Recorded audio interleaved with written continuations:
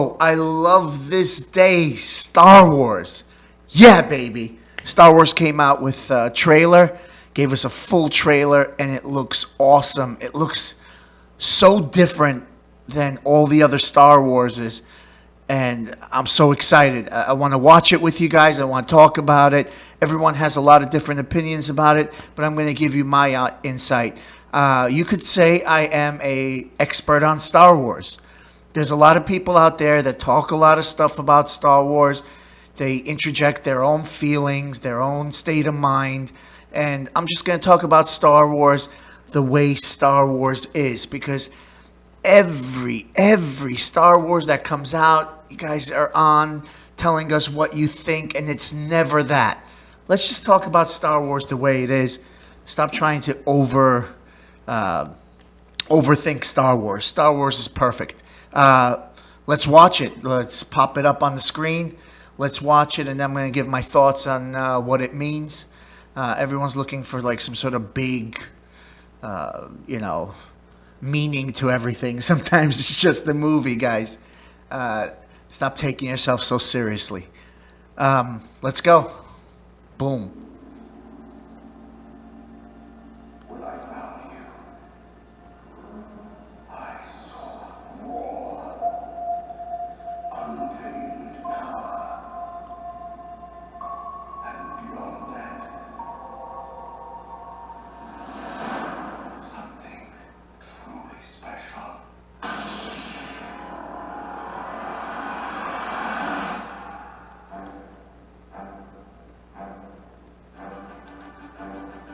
Something inside me has always been there. And I was awake. And I need help.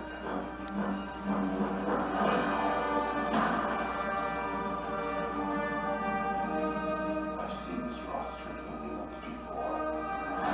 It didn't scare me enough then. It does now.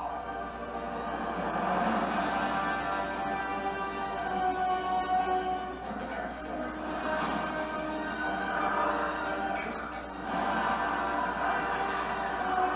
If you have to. That's the only way to become who you're meant to be.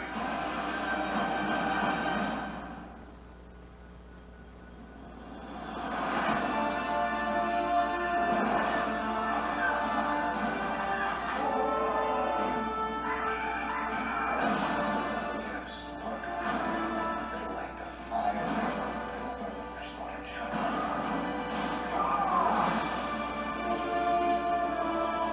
This is not going to go the way you think. Fulfill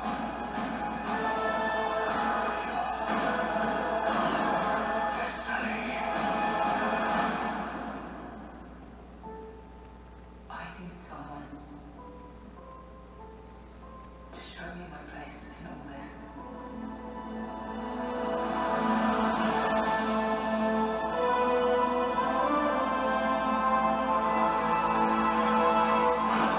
Woo! Love it.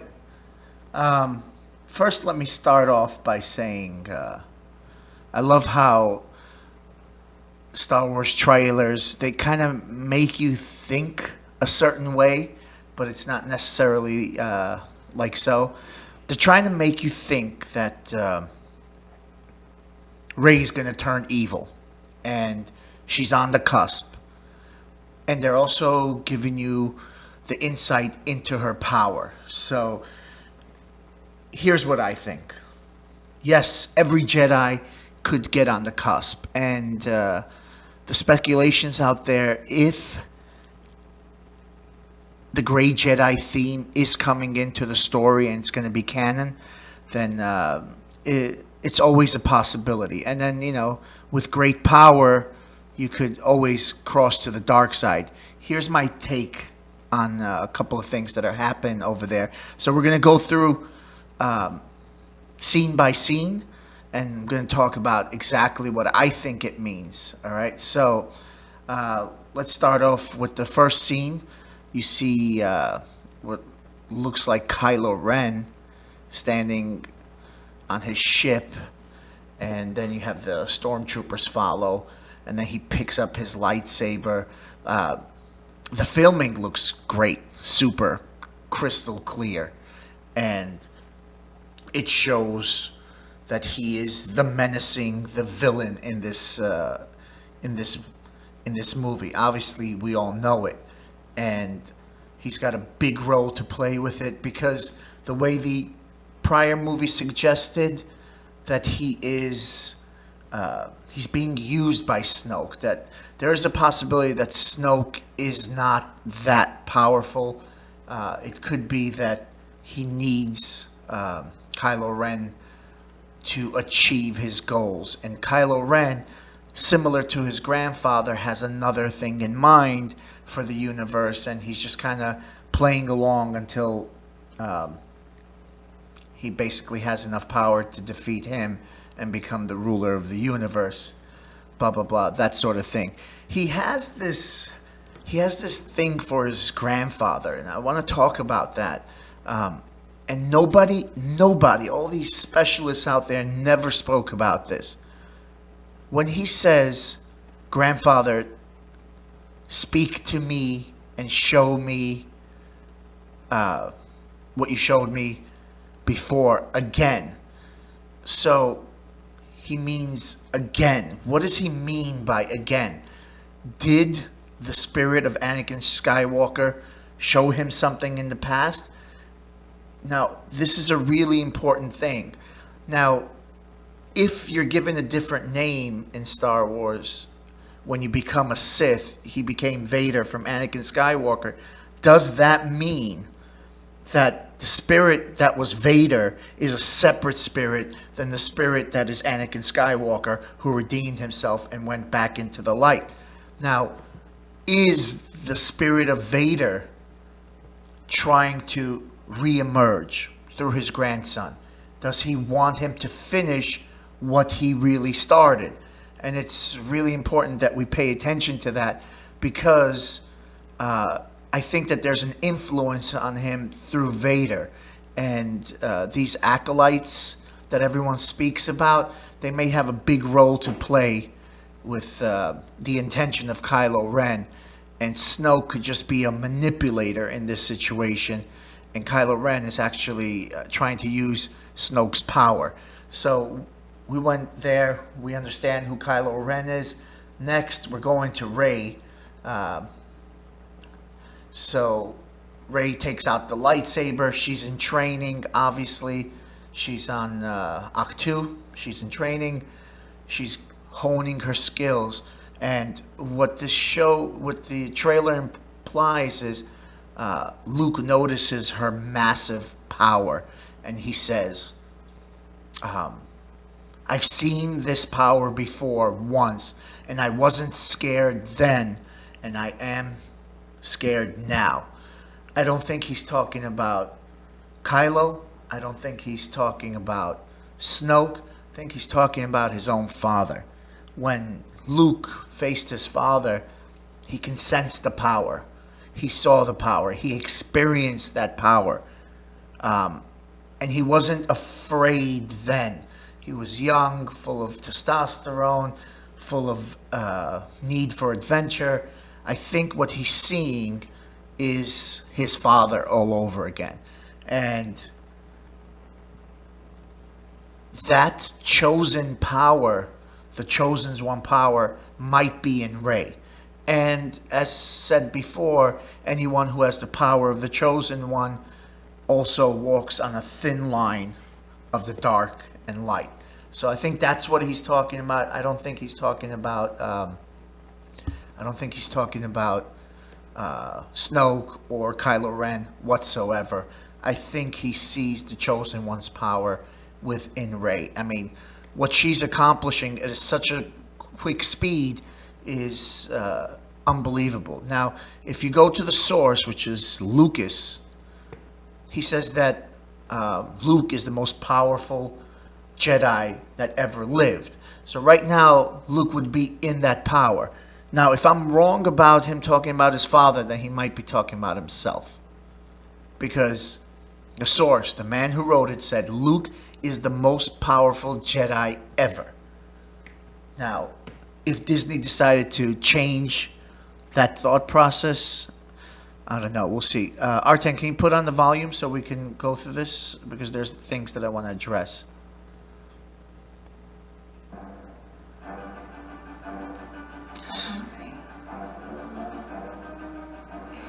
I love his hand. The technology today, you could do so much.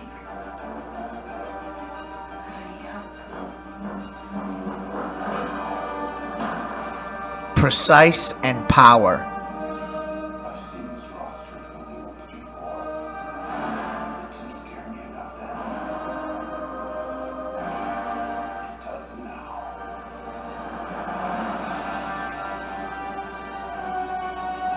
Let the parents do it. Kylo's freaking out again. If you have to. All right, pause it. So yes, we all know that the actress that plays Princess Leia did die, so they might actually get rid of her. I think this scene is pretty right on. I think that Kylo is in conflict with killing his mother. I don't know if he actually does it in that scene, but they might just take it to that level. He kills his father, he kills his mother, and he's a complete evil dude. All right, play.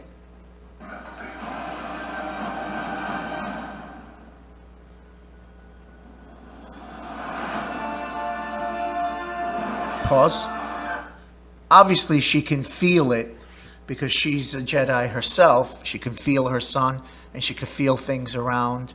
I mean, she even felt her husband's death. So she is definitely feeling Kylo's presence, that he wants to kill her, and she still doubts it because she's a mother. Mother's doubt. Now, interesting, this cave has red crystals all around. We never thought that red crystal, kyber crystals are canon, but something is going on here. Maybe they found like a mine of red kyber crystals, and that's where the first attack takes place, which, let me go back a little bit. That first attack looks awesome.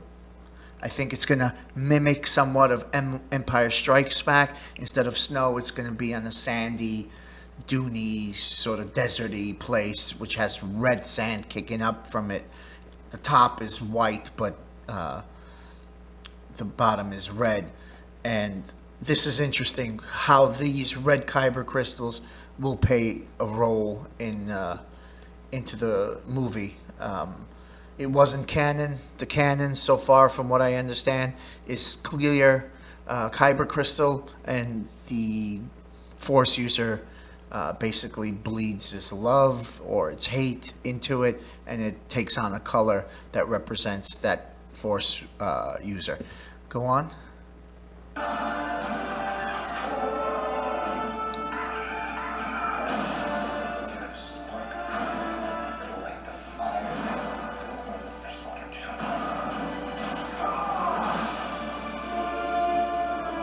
Pause. Finn. Maybe they'll give him some badassness now because he was a big crybaby then. I want him to be more spectacular. If you train someone to be a fighter from childhood, they've got to be badass, all right?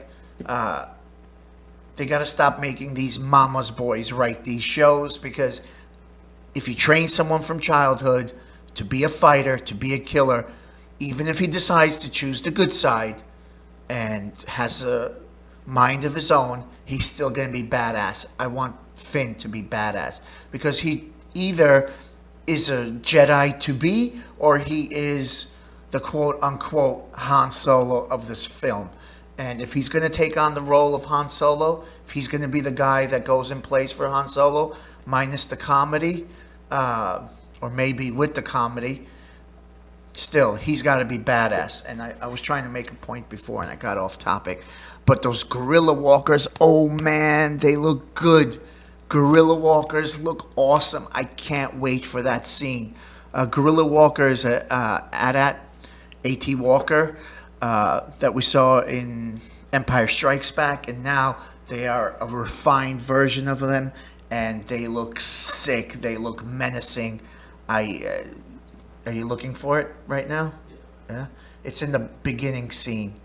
Let's bring that up. I mean, how could I have missed? How could I have missed?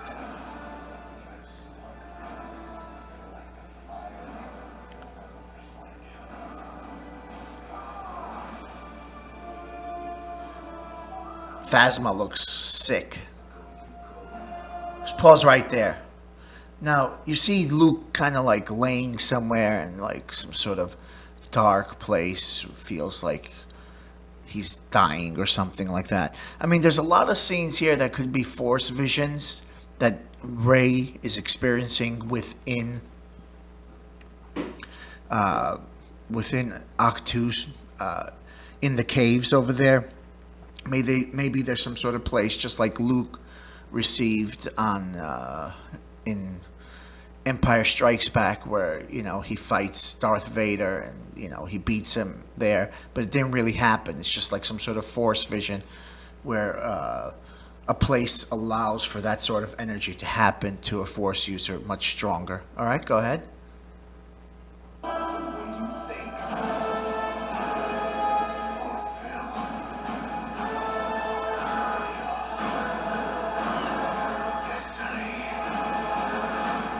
Pause. Now, seems like Rey is being force suspended somehow by Snoke, which shows that Snoke has some sort of powers. I mean, there was some sort of referencing. You see that Snoke is in the background over there. Right there. You could see his gold garb. Some people were saying that Snoke has no power. He might be some sort of Wizard of Oz character that was in an old Legends book. But obviously he does have power, and he has some intense power. So if he's doing that to her, knowing that she's going to have some ridiculous, off-the-charts, supernova power, he must be pretty damn strong. So I don't know if he's defeating her, or is it that she's gone into some sort of mental breakdown. Maybe he's exposed her to something that she didn't know. Maybe she finds out something and she's just in a moment of weakness there. But I can't wait for that part. Go ahead. Now this gets interesting right here. The end of the trailer.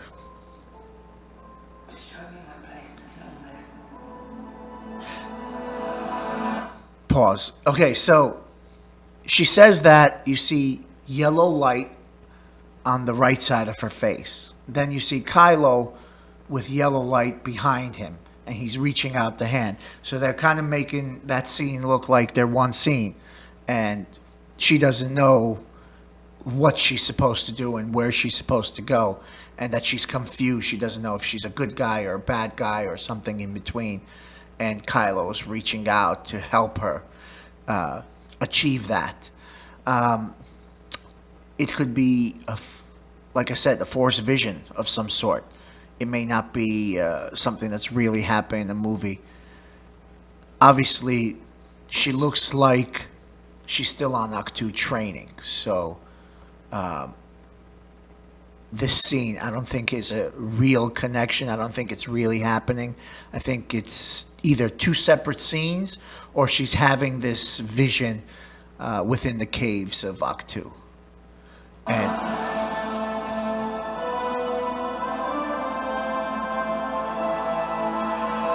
pause. All right, man, it's gonna look great. I think the 4K cameras that they're using, I mean, they could be shooting in 10K for all I know. Star Wars is known for stuff like that. Whatever K film, I mean, what do you call it? Cinematography cameras there are right now. I'm sure they're using the best. It looks amazing. Colors, crispness, just it doesn't look fake anymore, and that was my biggest problem with the prequels. They kind of looked fake.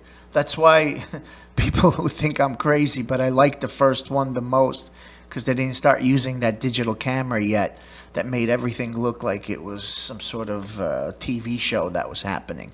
You don't have to like Jar Jar. I don't love him and I don't mind him. I think he was part of it, just like Ewoks. Don't necessarily love it, but they were part of it.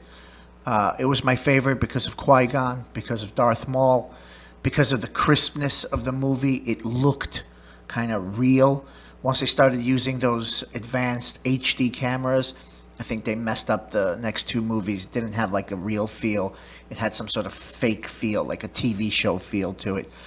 Guys, The Last Jedi is going to be sick. And I've seen some YouTube clips where people watched it, like it was some sort of screening, or I think a reaction screening where people wanted to see how people would react to the movie, and it got some mixed reviews, but everyone said it was intense, it was amazing, it was larger than life, but it was different. That it's going to look so much more different than all the other Star Wars, and I'm excited for that. It doesn't have to stay exactly the same. I'm excited for it. And man, Star Wars. It's going to be the movie. It's coming in December, I believe, right? And I think we're less than 100 days away. It's going to be one of the greatest movies. And I can't wait to see where this movie takes us, because 9 has got to be even more spectacular than this. I am so excited. I know you have some Star Wars fans out there. If you have any questions, I'll answer it. Just write something in the comments and we can get into some deep debate. I'm not a professional Star Wars guy, but Star Wars is my thing. What I mean is I'm not on every week talking about Star Wars. I'm just talking off the top of my head and what I saw. I don't have anything written out. You're not going to see any cuts in this segment. I'm just talking, and we could go even more in depth if you write us. So this is the Vanguard Show. We talk about everything here. Nothing is off the table. Star Wars, you're going to want to see it. It's amazing. See ya.